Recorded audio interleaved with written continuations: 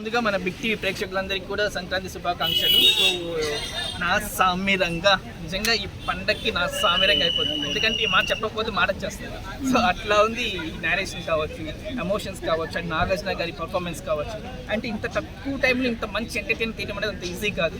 So one man పిల్ల నాగార్జున గారు. Okay, Allari Naresh గారు, రాజ్ తరుణ్ గారు ఉన్నారు. వాళ్ళ క్యారెక్టర్స్ ఎలా అనిపించారు? అల్లరి నరేష్ గారు ఇందులో అంజీ క్యారెక్టర్ చేసిన ఒక బ్రదర్ గా ఉండేది, ఒక ఆర్ఫనాంట్గా. సో ప్రతి చోట ఎమోషనల్ అంటే అల్లరి నరేష్ కంటే ఎక్కడో మనకి కనెక్ట్ అయిపోతుంది. ఒక అది ఆ క్యారెక్టరైజేషన్, అంజీగా ఉండే క్యారెక్టరైజేషన్ అల్లరి నరేష్ గారు తప్పించి ఇంకెవరు చేసినా కానీ అంతగా గుచ్చుకుపోలేదు.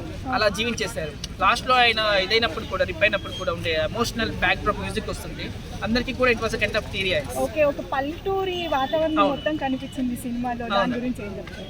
నిజంగా మనకి సంక్రాంతి అంటేనే పల్లెటూరు అండి. ఇప్పుడు ఈవెన్ పట్టణాల నుంచి కూడా అందరూ పల్లెటూరుకి వెళ్తూ ఉంటారు. కోడి పందాలు, భోగి మంటలు, ఇవన్నీ కూడా మనకి పిండి వంటలు. సో ఇదంతా ఉంటుంది. సో అదంతా కూడా మన స్క్రీన్ మీద కళ్ళ కట్టించినట్టు కనిపిస్తుంది. ఎందుకంటే మనకి ఎవరైనా సిటీలో ఉండి వెళ్ళలేకపోతే అందరికీ కూడా ఒక మిస్ కాలేజీ ఫీలింగ్ అనేది ఖచ్చితంగా ఇమోట్ చేస్తుంది. ఓవరాల్ గా నాగార్జున గారి యాక్టింగ్ గురించి మనం అసలు నాగార్జున సార్ అంటే మనం ఆయన చెప్పలేము.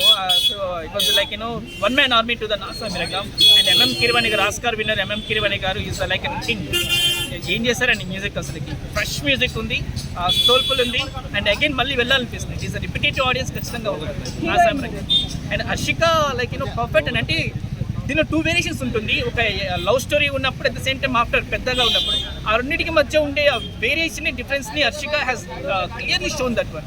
సో అంటే మెయిన్ లీడ్గా నాగార్జునకి లీడ్గా ఉండే హర్షిక అది was perfectly done. So beautiful gorgeous performance.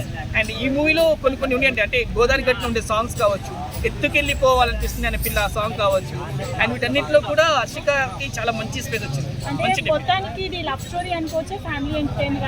ఇందులో ఫస్ట్ లో ప్రతి ఒక్కరికి ఒకటి ఉంటుంది కదా, వాళ్ళందరికీ ఒక ఫస్ట్ లో టచ్ అవుతుంది. సంక్రాంతి పండుగ ఉండే ఒక ఫ్యామిలీ అంటే టచ్ అవుతుంది. అండ్ ఈ ఫ్యామిలీ మధ్య ఉండే ఎమోషన్స్ టచ్ అవుతాయి. సో ఇట్ వాస్ లైక్ 6 ఏళ్ల నుంచి 60 ఏళ్ళ దాకా అందరికీ కనెక్ట్ అయ్యే స్టోరీ. ఓకే, ఓవరాల్ గా మూవీకి ఎంత రేటింగ్ ఇస్తారు? సో ఇది ఈ పండగకి నా సామిరంగా. అంతే. Thank you so much and happy pongal.